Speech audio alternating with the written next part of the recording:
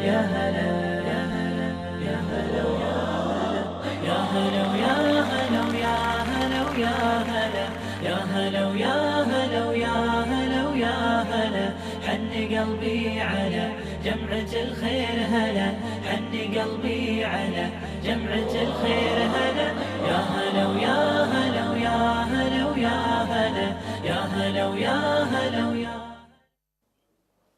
Bismillah ar-Rahman ar-Rahim. Assalamu alaikum and welcome. This is Let's Talk on ITV Networks.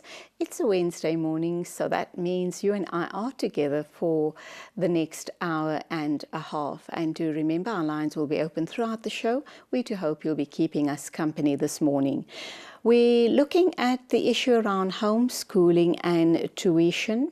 We also talk breast cancer and the Pink campaign. But right now, let's kick off by talking the Balfour Declaration with Ibrahim Vauda from the Media Review Network. Ibrahim, Assalamu alaikum, welcome to the program. Wa alaikum assalam wa rahmatullahi wa barakatuh, and thanks for having us.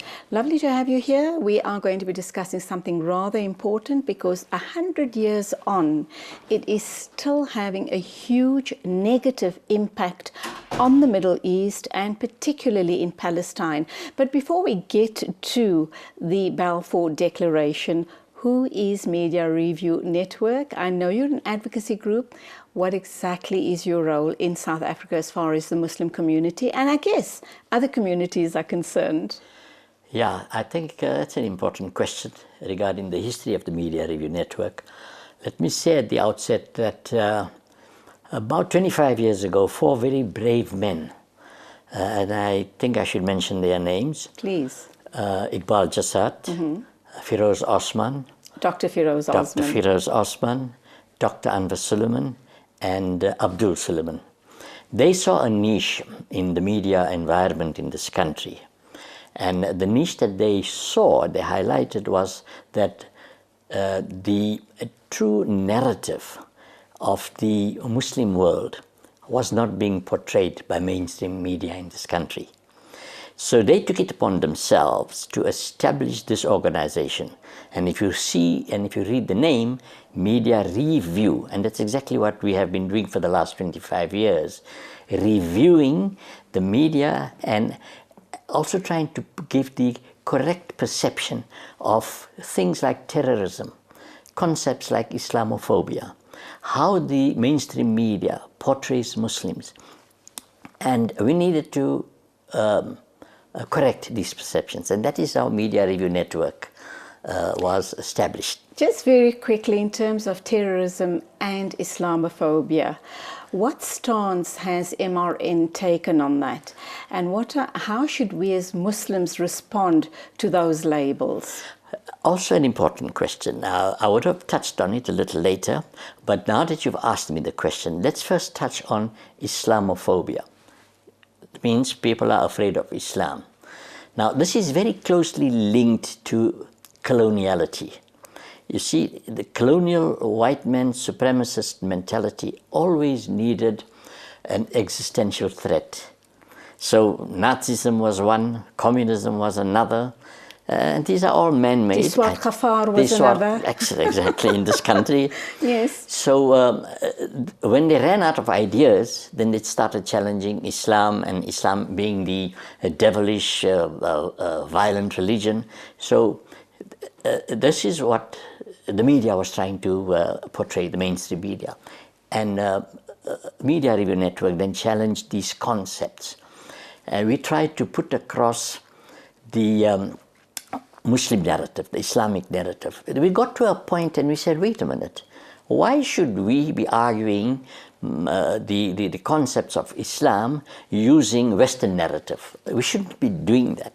We should introduce our own so-called propaganda, Islamic propaganda work, like the Tabligh work, so to speak. Dawah. The Dawah work that you're talking about. So we then changed our position and we said, no, let's not debate with the Western media on Islam based on their concepts, their perception of Islam. We said, no, we will tell them what Islam is all about. They want to accept it, fine. If they don't want to accept it, fine. But we're not openly going to apologize for being Muslims, not at all. Terrorism was part of that. Islam was then demonized and made to be a terrorist organization. Again, the colonial mentality, they needed this existential threat and they used terrorism. Now, if you look at the term terrorism, terminology is another big problem within the media. Look at the term terrorism. What does it mean? Who is a terrorist? If that kind of violence is perpetrated by a government whom they say is democratically appointed and elected, then it is not terrorism. But if double standards. Double standards that come in here. So if Muslims have to perpetrate some kind of violence, immediately it is labeled terrorism. And we had a very good example in the United States in the last week. True. There was this migrant, that Uzbek migrant. They said he's Uzbek. They said he's Muslim. No evidence provided, but he was a terrorist. 2 days later, we had this guy that walks into a church somewhere in Texas and murders 25 people. No, he's mentally deranged. And you understand this kind of double standard. So the term terrorism could have a very wide and open-ended meaning. When it comes to Muslims, then the term terrorism is that it means that, you know, we are violent, and Islam is a terrorist religion, and Muslims all over the world, they support terrorists. And this is how the Taliban in Afghanistan was being challenged some 10, 15, 20 years ago. Because they're Muslim, now they are terrorists, but because they were defending their country, they are terrorists. And we as the Media Review Network say we must move away from that kind of terminology. We are resisting oppression. And when we resist oppression, it is our democratic right to do so. And we are not terrorists. So now when we look at MRN, how do you respond to mainstream media when these sort of issues play out? What platforms do you use to disseminate the correct perception about Muslims and the Muslim worldview? Let's take the question one at a time. How do we respond to this type of media misconceptions? And do they allow you the space? A very important question. It has been a big fight, you know, to find space within the mainstream media. In fact, I must admit that there were one or two reporters, journalists, Western journalists who are not Muslim, but who were very sympathetic towards what MRN was trying to do. And after knocking at many doors over a number of years, we eventually got a foot in, and openly one or two of them started supporting the cause that MRN was taking. But sadly, those people were put under a lot of pressure and they had to resign their positions. So it's a very difficult media environment to be working in. The other platform that Media Review Network also uses is the social media.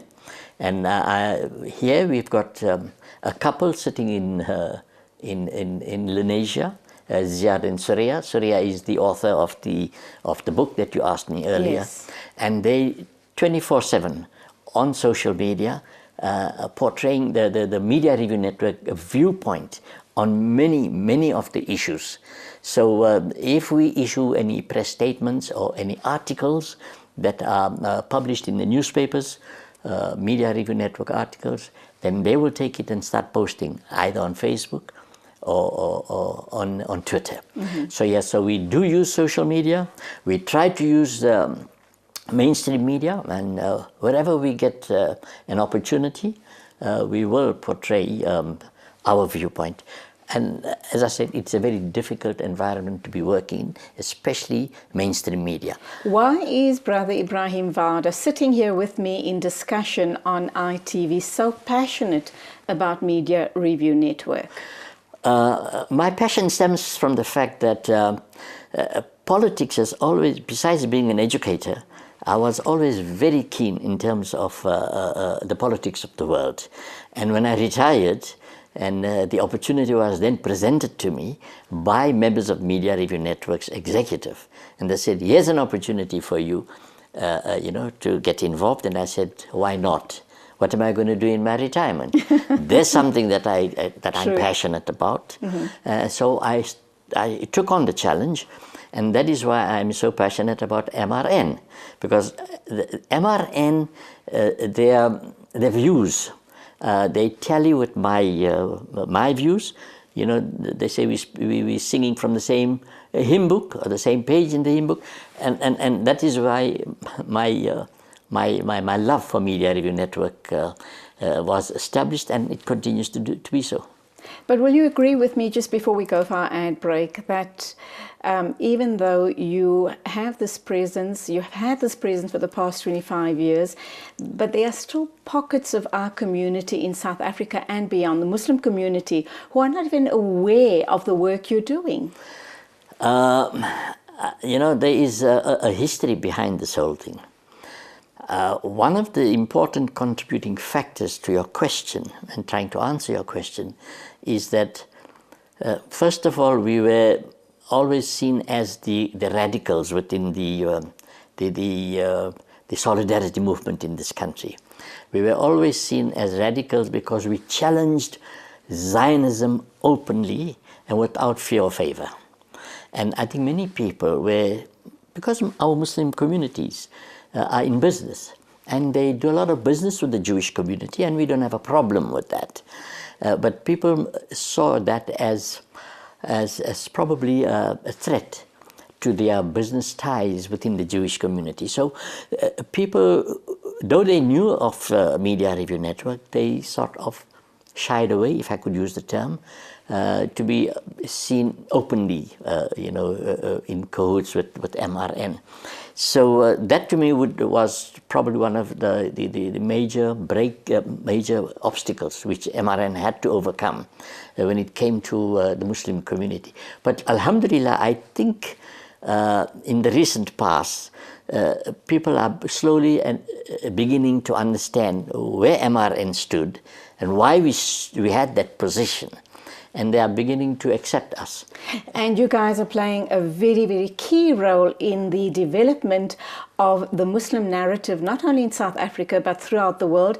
And I think you do need to reach the future leaders of tomorrow. They need to hear what Media Review Network stands for and the messages that you put out. So very close to my heart. Let's go for our first ad break. I cannot agree with you more on that one. I'm talking to Ibrahim Vada. He's from MRN. We are now going to take an ad break, and when we get back, we're going to be looking at the Balfour Declaration. Still to come, we'll be talking the cancer campaign, and we'll also be looking at homeschooling and the importance of supported tuition.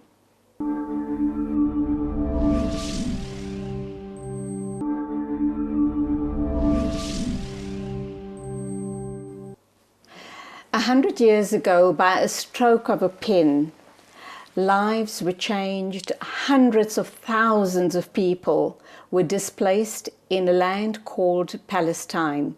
Until today, sadly, there is still a lot of unrest and displaced people who are crying to go back home. They're even divided in certain sections of the land of Palestine.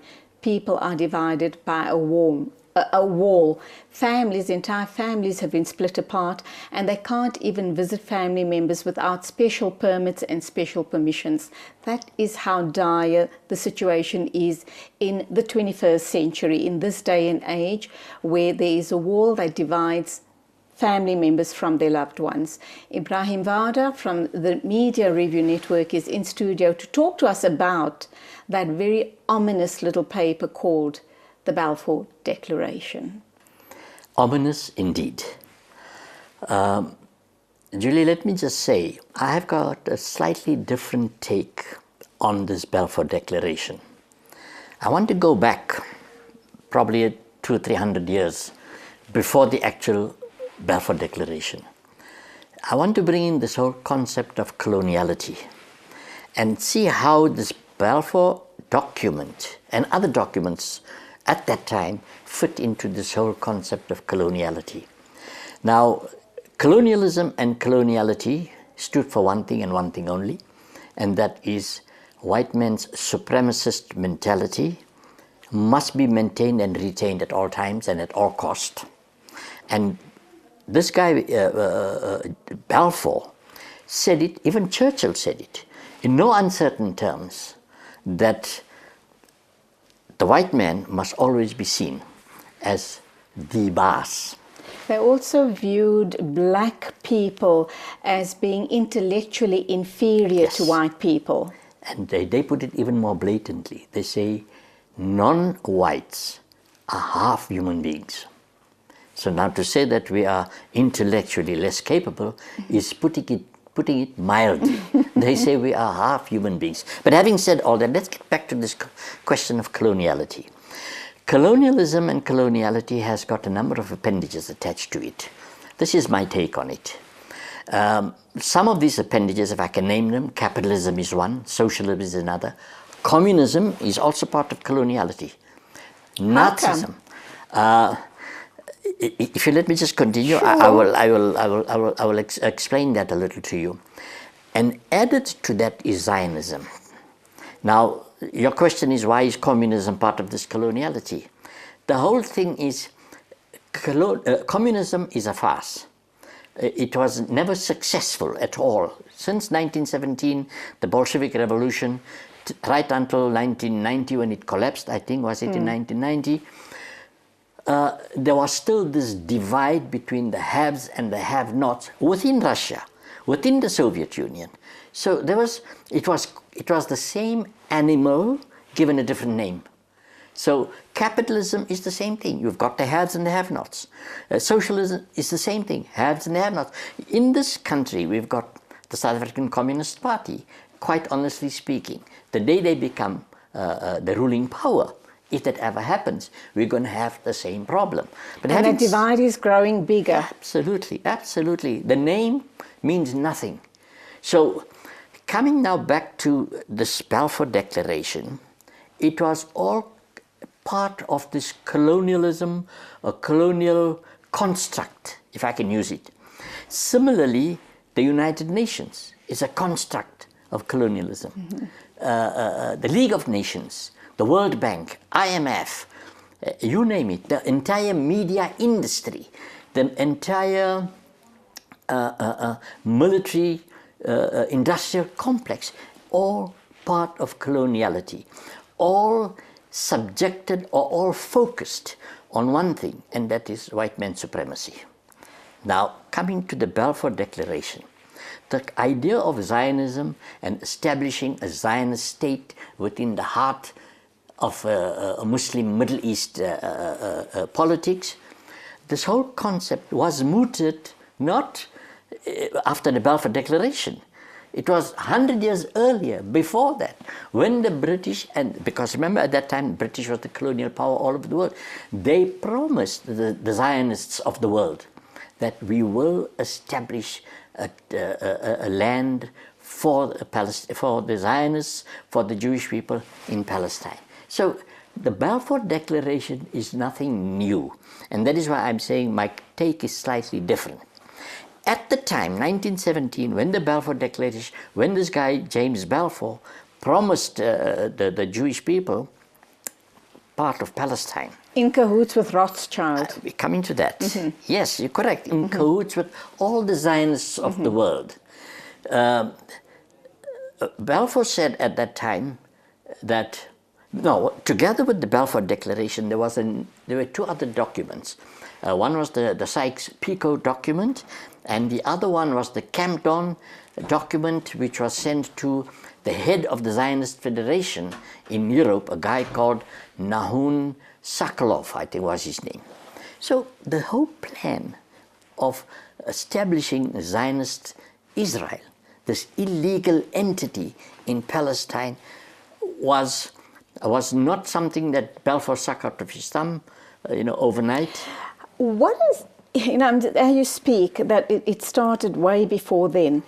What did Nazi Germany have to do with the establishment of the Zionists in Palestine, who give them a homeland in Palestine? Because they were purged out of those countries. Yes, correct. Coming to Nazism, I don't have any evidence. I can't say I really studied that part of it, but there has been strong rumors that this whole Nazi movement was part of the plan to get Jewish people from Europe to migrate from Europe to Palestine. Now, as I said, I'm not too well acquainted with that aspect of history. Maybe I need to do some studying as far as that is concerned. But there is some link. What it is, I can't say. I have the evidence to prove Let's that. look at the players in the Middle East. You've given me a background to these colonialists.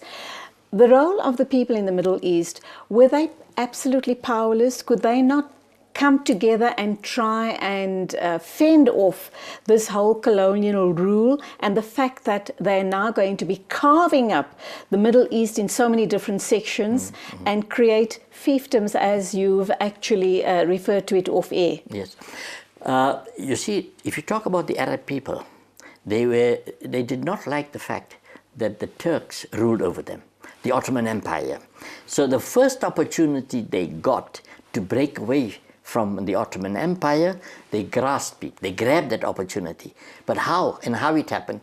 It came to them as a fraudulent promise by Britain and France, who had the colonial powers at that time, said to the Arab people that, listen, if you support us against the Turks to make sure that the Ottoman Empire is destroyed, we promise you independence.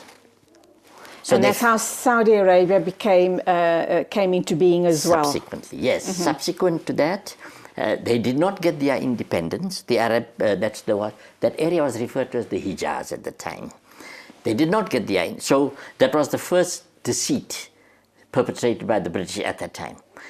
The other thing, they said, we will give you independence. They never gave them the independence. Palestine. No, that whole Hijaz. that whole Hijaz. We'll give you your independence.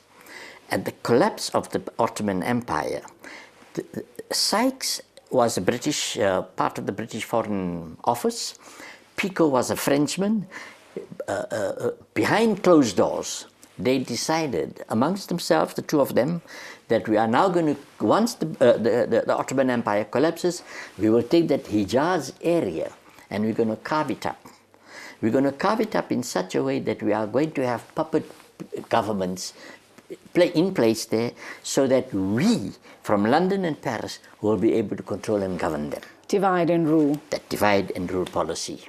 So this is how the Saudis got hold of Saudi Arabia. And they, with all the mineral wealth, the British and the French promised that no, in Palestine, if Zionist Israel is established, the rights, the civil rights and the political rights of the Palestinian people or the Arab people will be protected. It was never done. They never stood by their commitment. In fact, they simply turned it around, and in fact, what this Balfour said at that time, he said the 700,000 Palestinians mean nothing to us. What is more important is the establishment of a Zionist state. Now, the media don't give us this flip side of that Balfour Declaration's commitment.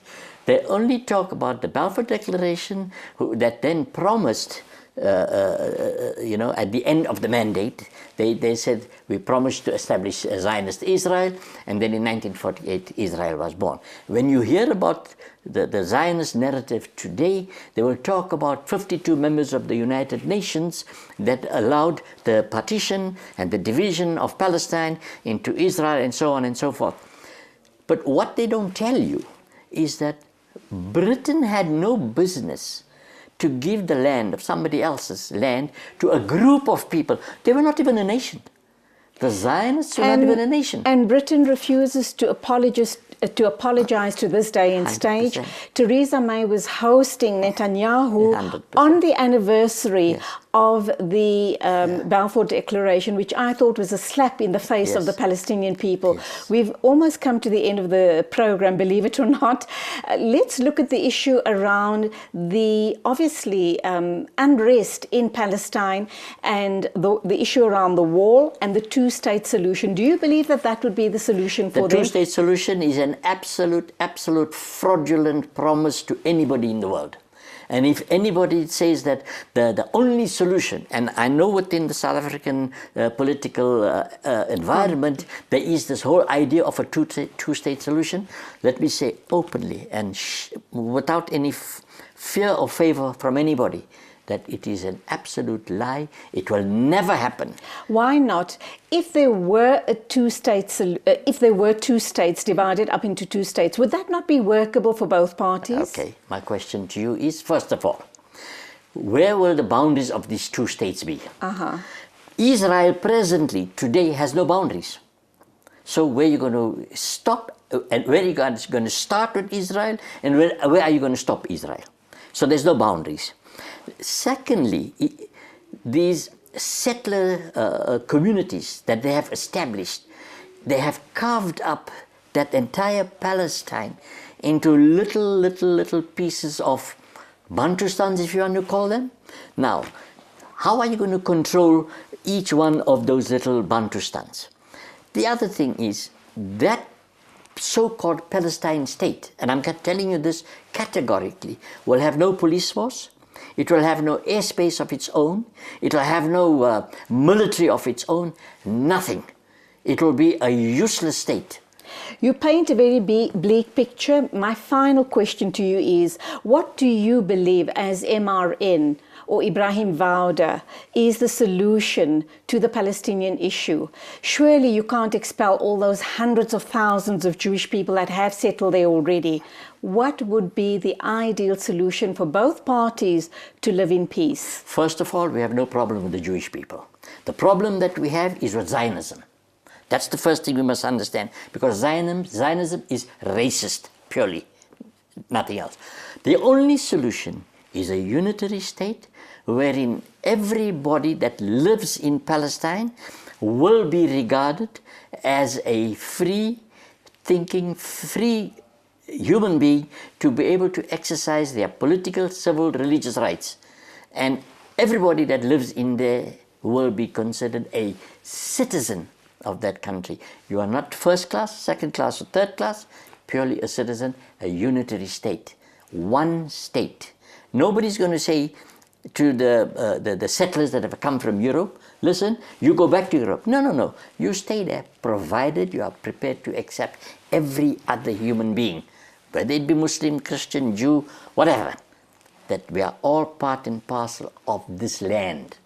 There is no such thing as God gave it to the Jewish people. If God did that, it must be a very unfair God.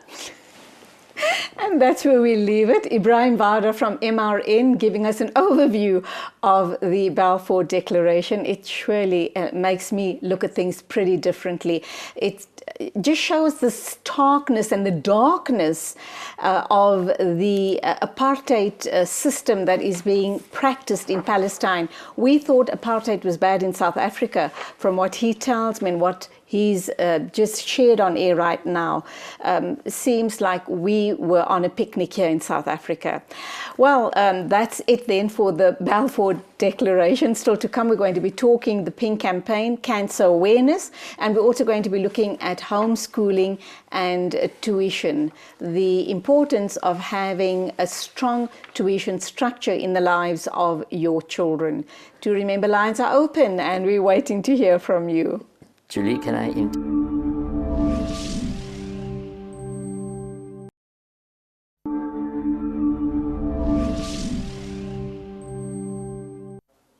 Bismillah ar-Rahman ar-Rahim. Welcome back. We're now going to be talking about a breast cancer awareness event that's taking place this Saturday starting at 9 in the morning, and it's going to take place in Emmarentia.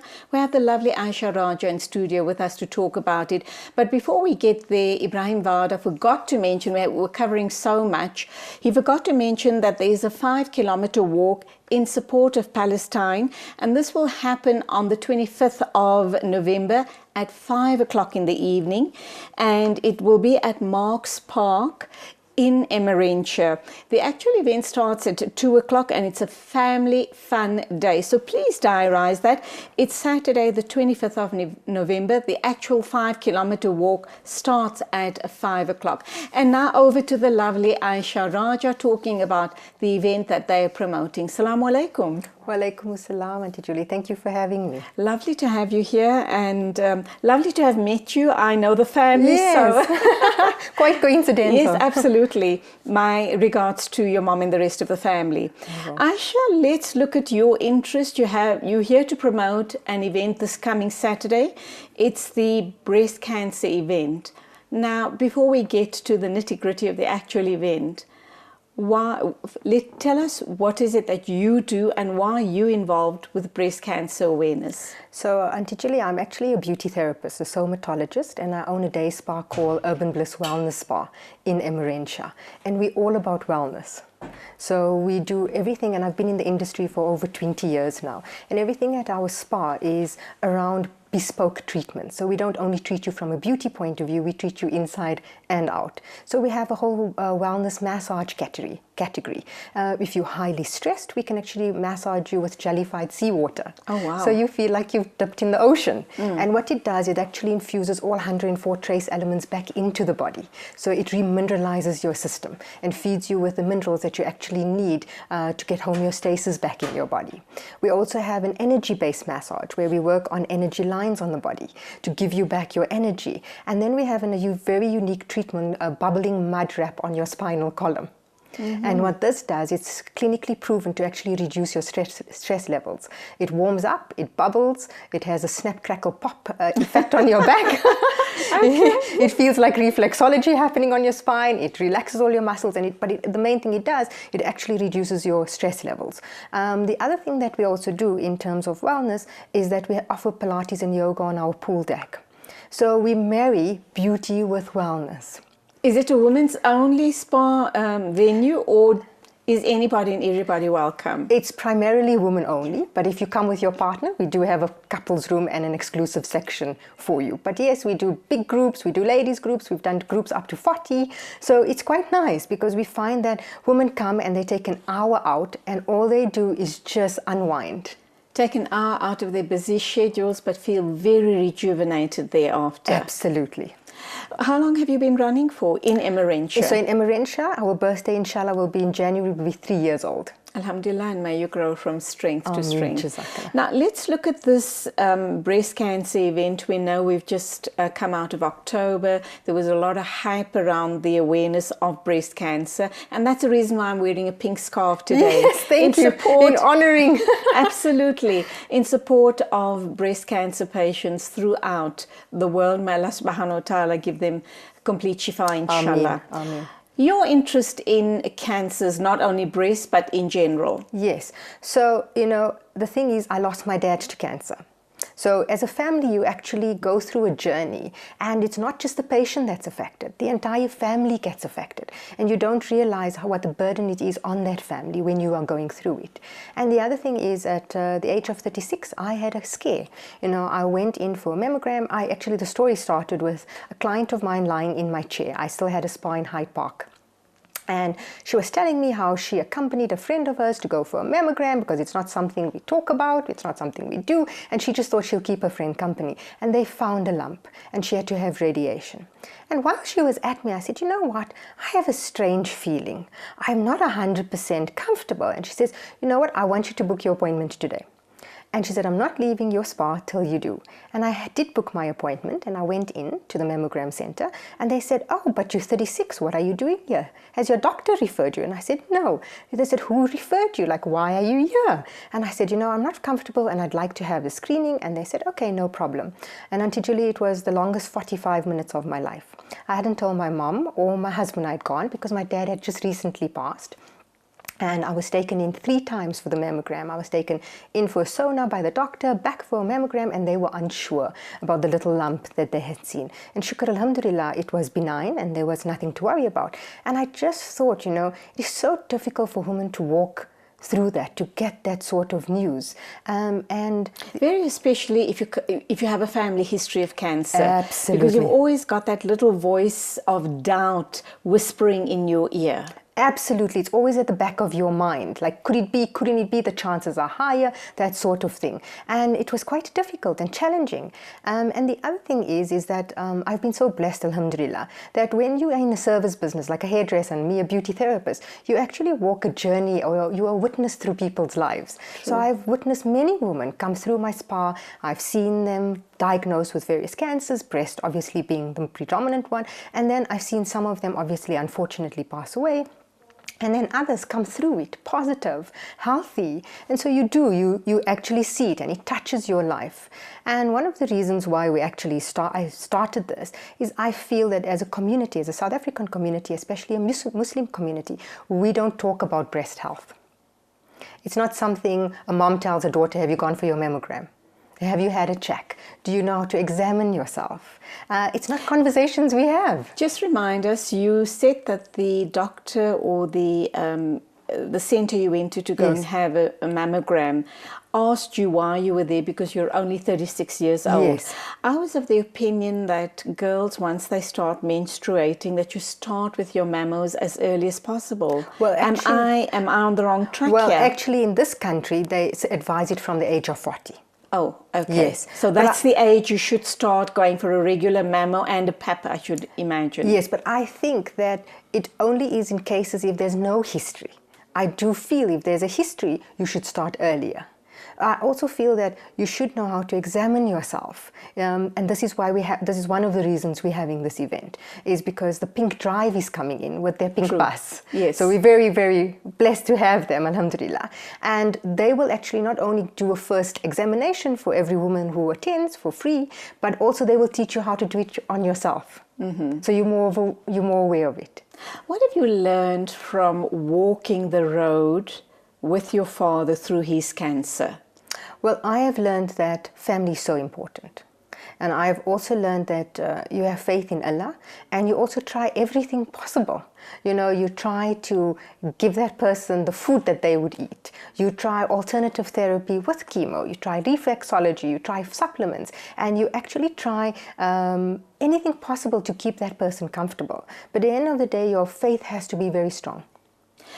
But as positive as you want to be, there's no doubt, as much as I know you loved your father absolutely and unconditionally, and you'd give anything to have him back in your life. Absolutely. However, there does reach a point when you're taking care of a person who's terminally ill, it drains you. It drains you as a person, it drains you as a family. It truly takes its toll on the family. What would your advice be to other families going through this journey? I would say you can't do it alone. I would say that you need your extended family to actually be there to support you, because there's no one person that can do it 24/7, 365. And I believe that if you rally together, and alhamdulillah, we have communities that do rally together. You know, people come, they give you a break, somebody will bring a pot of food or something, do something kind, or bring a cake or something like that. And it just lifts your spirit and the patient's spirit as well. Because the message you're getting if someone comes with a cake or a pot of food is, you care enough about my situation that you are extending this kindness and this love to me and my family. Gee, I agree with that 100%. And you feel that you're not alone in the journey, because people have taken the time to actually show you that they're there for you. Mm-hmm. Let's talk about the event. Sure. Very exciting. Hope to be there, inshallah. Ameen. Give us the total rundown, and of course we need to know the proceeds. Where are the proceeds going to? Absolutely. So let's start with where the proceeds are going. So the proceeds are going to Helen Joseph Oncology Ward and the Pink Drive. They're being split between the two. And why we've chosen the Helen Joseph Oncology Ward, for various reasons. One of the reasons being is that the same doctors that run the Mill Park Oncology Ward breast unit, Dr. Carol Ben and her team, run the Helen Joseph. Yes. So that, you know, women are getting the best treatment possible in the country.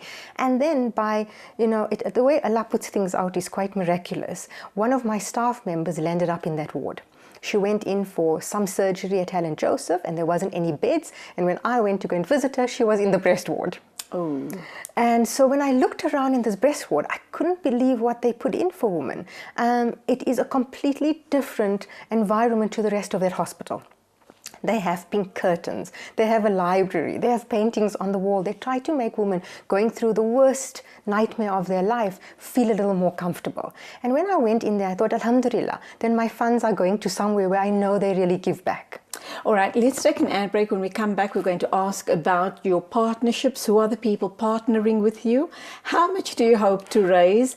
And a rundown of the actual events of the day. I'm talking to Aisha Raja. She's talking about the Breast Cancer Awareness Fun Day, which is happening this Saturday at in Emmarentia. She's going to give us the exact address of where in Emmarentia that's happening, and she's hoping to raise lots and lots of funds, inshallah, to go to a very, very worthy cause. Stay with us, and if you'd like to contribute to the program, call in on the open line.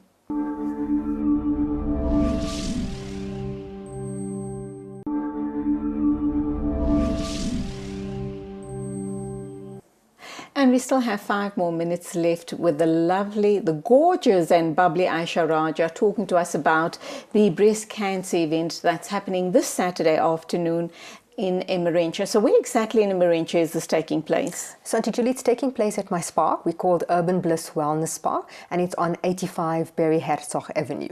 Okay, is the place big enough for the hordes of women that are going to be arriving? Gee, alhamdulillah, this will be our 3rd event, actually 4th event that we'll be having at the spa. We had 2 last year, we've had 2 this year, and this will be the next one, or 5th one for this year. So what time does it start, and what can I look forward to when if I do attend? Inshallah, I will attend. Ameen, ameen. It starts at 9, we finish off at 4, and the day's program goes where the pink bus is there, as I mentioned before, and as you walk in, you can have a free breast screening with the pink bus and education of your breast health. We also then have a nursing sister coming in. She'll be there for half a day till 1 o'clock, and she'll be doing health checks for women. So she'll be doing blood pressure, cholesterol and sugar testing. The other thing that is for free on the day is we've just invested in a new laser hair removal machine, and we're going to be giving free laser hair removal treatments for lip and underarm for whoever would like. And the reason we're giving that is because we want to also show women that wellness doesn't just stop on your face. If you've got a hair problem or you want to get rid of it and it's unsightly, there is a new technology that actually has no pain. You know, my therapist told me we should say virtually pain-free because I have a high pain threshold. Right. So they couldn't rely on when I tested the machine. Right. And then we started having bloggers in, and we started having clients, and alhamdulillah, it is completely pain-free. So we'll be giving that for free as well. And then the paid section of the event will be, we're having 2 yoga classes, 2 self-defense classes for women, and 2 Pilates classes. So who are the people that are going to run those classes? So in terms of the yoga and the self-defense, we've got Authentic Movement coming in, run by Sensei Zara Said and her team. They are amazing. I mean, Zara puts in a wellness of a body, toning of a body, living a healthy life. And she'll be coming in. And what I wanted is we wanted to get the fit part of wellness and get the empowerment of the self-defense. And so we'll be having classes at specific times. All of this information is on our website and on our social media platforms. Give us the website. So the website is www.urbanblisswellnessspa.co.za. Women that are going to come along with their kiddies, is there going to be a section or someone to babysit them while they attend, you know, perhaps a class or have some treatment done? Well, there's actually food vendors, so the kiddies could have a smoothie. We've got Smoothilicious coming in by Tasneem. They do healthy smoothies. We'll have a table where kids can eat and drink and those sort of things. So if they are browsing around and having things, so one of our vendors is the smoothie people. We then have Service Station doing a salad bar, a healthy salad bar. So it's not just green salads. It's all sorts of things. I always admire the way they do couscous and quinoa because I think, oh my goodness, this is delicious. It looks I can't wrong. get it right. Me neither. So I love the way they do it. Very innovative, very tasty. And those are our 2 food vendors that will be with us. And you're starting at what time and finishing at 9 and finishing at 4. And then we also got mini express spa treatments. So you can come in for a 30-minute back massage, a 30-minute facial, and so forth. And the yoga, Pilates, and self-defense classes, they are 100 Rand each. The treatments on the spa start at 200 Rand, and all of the proceeds, or as much as possible that we can, are going to be divided between the two charities. Inshallah, and may you have a full house. You have indicated that previous events that you've held, you have had lots of people supporting it. So inshallah, this time around as well, exactly the same will happen. How much are you hoping to raise? Well, alhamdulillah, we've been so blessed. 2 days ago, Vumatel came on board, and they're sponsoring 10,000 Rand to the two charities. So alhamdulillah, you know, as much as possible. And grow and grow. Yes. Aisha, it's been absolutely wonderful having you on here talking about something that's very close to your heart and lots of our hearts as well. Inshallah, it's a huge success. I know it's going to be a huge success. In closing, what do you want to leave our viewers with? I want to leave our viewers with, I feel as women, you need to actually take time out for yourself. As a South African mother, you always put yourself last on the food chain. True. You know, you give everything to your family, your work, your kids, your everything, and then you come last. And so just an hour out to take time to breathe, to come and lie down at us, I think rejuvenates you and feel that you have the energy to get to do what you need to do. Absolutely. You need to love yourself first before people can start loving you. Absolutely. Lovely to have you here. Thank you indeed for being with us on the show. Thank you very much. And keep the flag flying high for a very worthy cause. Alhamdulillah. Aisha, Aisha Bayat Raja was in studio here talking to us about something very close to her heart. She's raising funds for breast cancer awareness, and as you've heard, it's going to a very, very worthy cause, the Helen Joseph breast cancer unit, and she has mentioned another cause as well, so may it all go very, very well. I do hope you're going to go out in your droves and support this worthy cause. Still to come on the show, we're going to be looking at homeschooling and tuition as well, so do stay with us.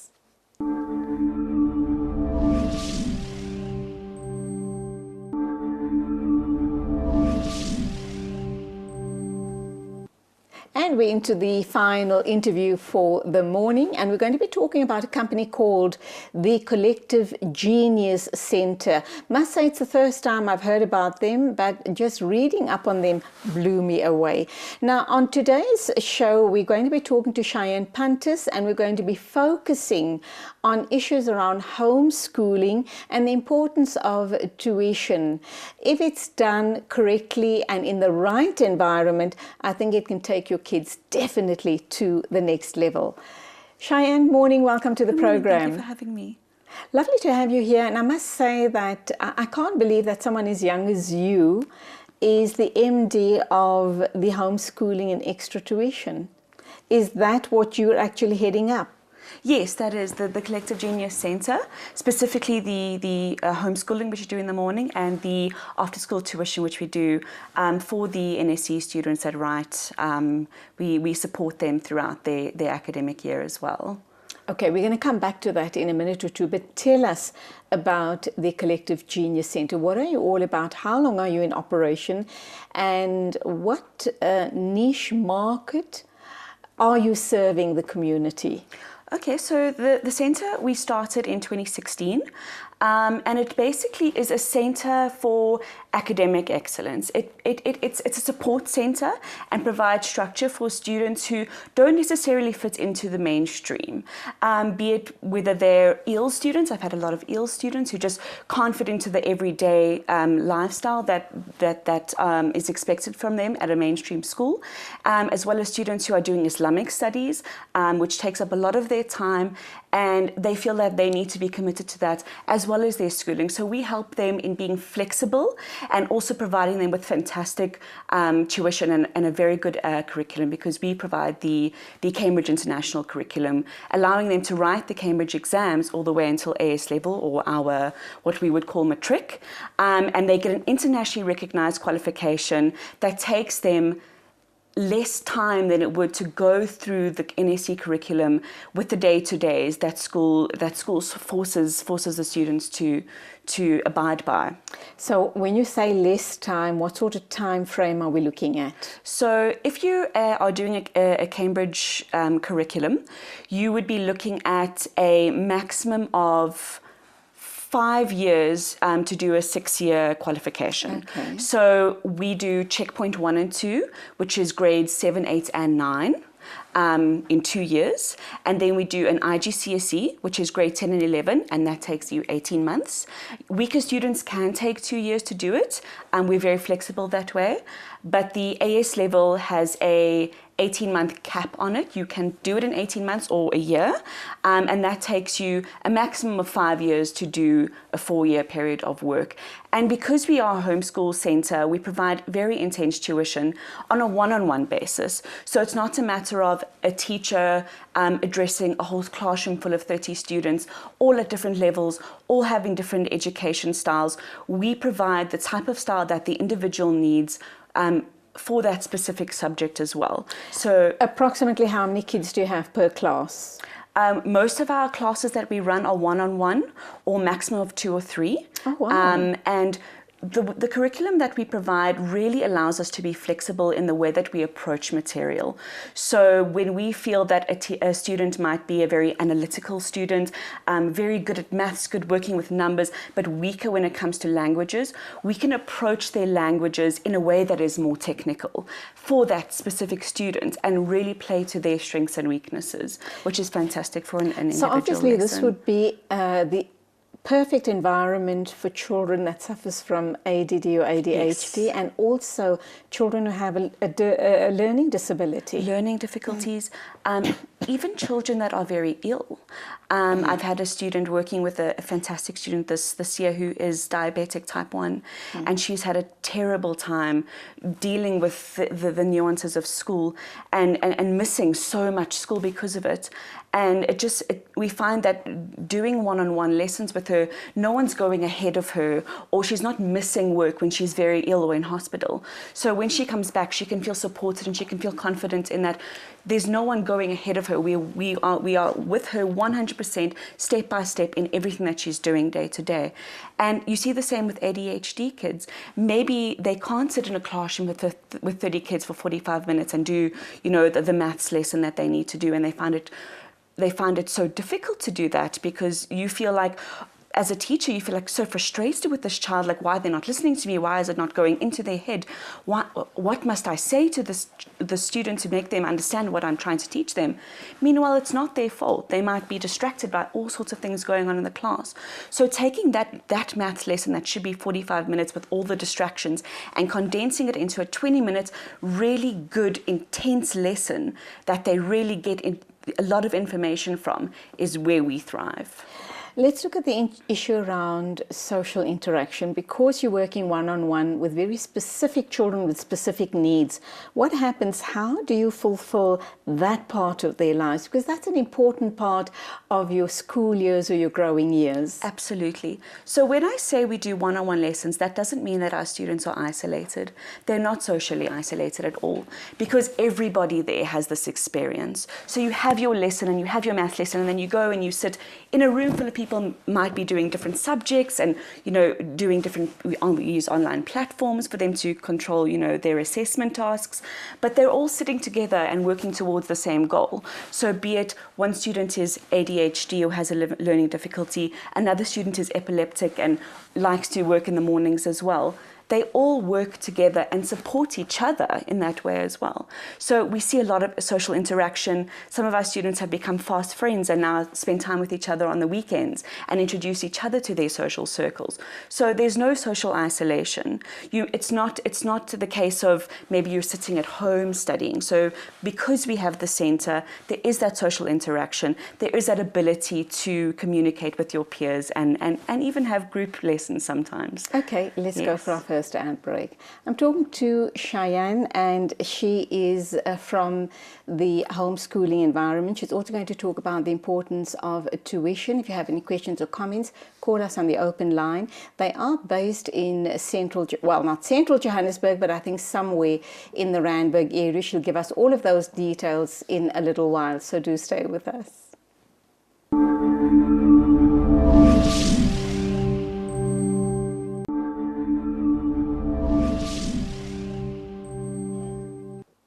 And welcome back to the final segment of the show this morning. I'm talking to Cheyenne Puntis.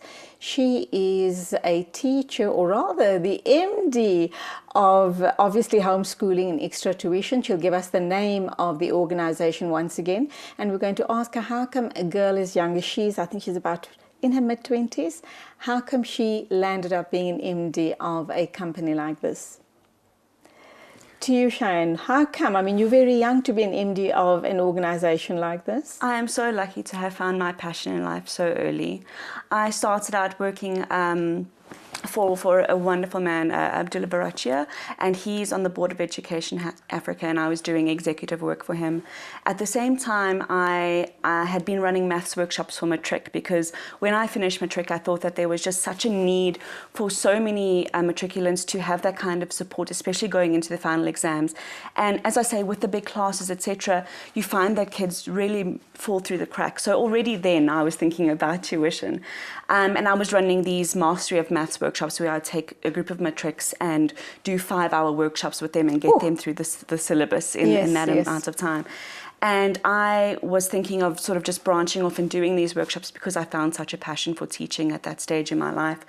And luckily, I had been working for Abdullah, and he said, well, you know what, let's do this. Let's start a company, a center, which really can cater for kids that have fallen through the cracks. And I just thought that it was an amazing opportunity, and I'm so glad that I and that's how the Collective Genius was born. The Collective Genius Center was born. Let's look at, but apart from that, you also focus, I think in the holidays, on giving English lessons to foreigners. Is that right? Yes, that's correct. We'll be working with Sumaya Amar and Bushra Asim, and they are Cambridge trained teachers and educators, and they are trained in teaching English as a foreign language to second or even third language English speakers in South Africa, from children, lower level, all the way to adults who are looking to enter the workplace. And those kinds of communication skills are so important at that stage to be able to thrive in an English speaking country. I think is such an important thing to be able to accomplish. So we're really looking forward to the workshops. They're going to be held in December and as well as throughout next year. And they're going to be focusing on teaching English skills, communication, written and spoken English, speaking in public, all sorts of confidence building English skills to learners of Let's look at the age group language. that you cater for at the centre. At the centre in general? So we are from grade 7, stage 7. We do homeschooling all the way until AS level, matric, and those are sort of 12 to 18-year-olds. Our after-school tuition is for grade 6 upwards. So we feel that younger than that, the tuition that we offer, it's difficult to offer tuition at that level because students at that level haven't really developed that cognitive ability to take in information at that rate. So we deal with grade 6s onwards so that we can really engage on the individual level and make them interested in the subjects that they're doing going into high school. So high school is our main focus, but we go from grade 6 to make them excited for their high school challenges coming up. Now, you talk about your centre being a homeschooling and tuition environment. Yes. And you probably just heard that the Department of Education has made an announcement about changes to legislation as far as homeschooling is concerned. Yes. How does it impact on your centre? So because we are very lucky in that we teach the Cambridge curriculum, which is an internationally recognised curriculum. If you have an AS level Cambridge Cambridge qualification, you are an internationally recognized student. So it's not a case of you have a matric NSE or matric Sakai qualification, but it allows you to enter the international marketplace arena. And because it's an international examination that they take, those examinations come from the UK and they're marked in the UK at AS level. So it's not a case of a South African. So you fall out of the ambit of those rules and regulations. You do. Okay, it might impact the interest into South African universities. As we say, it's a brand new piece of legislation coming in. So we'll have to see how it trickles down in the long term. But for now, we can rest assured that we are teaching an international qualification. I don't think you've brought any slides along with you this morning, No, I but haven't. I've seen pictures of your centre and I was absolutely wowed. It's state of the art, it's bright, and it's the type of place you want to be in. Absolutely. You just feel good being there. So I think that you guys have done an amazing job there. Keep it up. And in closing, let's talk about the importance of tuition. And if someone comes to you once or twice a week, can they get the benefit of getting that extra help or, the extra support that they need? Yes, so we offer a variety of packages. We have our packages for our full-time learners. Do you kind of tailor-make the tuition to that specific child? Absolutely, that is our forte. That is what we do. So we have, as I say, we have various packages. And if a student wants to come to us once or twice a week, they're learning their Cambridge curriculum from home via an online platform, they can come in once or twice a week at a lower rate, and we can help them just as much as we help our homeschool children. They fit straight in, and we tailor our packages for them. What about a child that goes to Model C school or any other private school but comes to you for extra tuition? Would they be able to fit in? Yes, Can you tailor-make absolutely. something for them? Absolutely, we do tuition in the afternoon for children that are in Model C schools or private schools, etc. And in the afternoon, they come to us after school. They do all of their homework through us. So we're a homework support center as well. We help them with their homework. We help them with their projects. We help them get through exams with study techniques and guidance. And we give them mock papers. This is what your exams are going to look like. This is what you can expect. And we work through them with them like that. Gosh, where were you guys when my kids were growing up? On that note, we have to wrap up. Anything of importance you want to share with our viewers? I just think that homeschooling is such a hot topic right now, and it's not a case of when your child is homeschooled. It's not the fact that they're a delinquent or those stigmas that are attached with homeschooling. I just think it's a really great opportunity for kids who have very specific interests to take interest in their studies as well as whatever they're doing to make their lives well-rounded. And I think it's just a great opportunity for South Shine, it's African been students. delightful having you on the show. Thank you so much for being with us. Thank you very My much. regards to Sumaya, and have a great day. Thanks, you as well. That brings us to the end of the show this morning. Thank you so much for being a part of the show. I thoroughly enjoyed it. I hope you did too. As always, till a Saturday at the same time, a big, big thank you to the production team. And as always, it is Khuda Hafiz from me, Julie Alli. يا هلا يا هلا يا هلا يا هلا يا هلا يا هلا يا هلا يا هلا يا هلا يا هلا يا هلا يا هلا يا هلا حن قلبي على جمعة الخير هلا حن قلبي على جمعة الخير هلا يا هلا يا هلا يا هلا يا هلا يا هلا يا هلا يا هلا يا هلا يا هلا يا هلا يا هلا يا هلا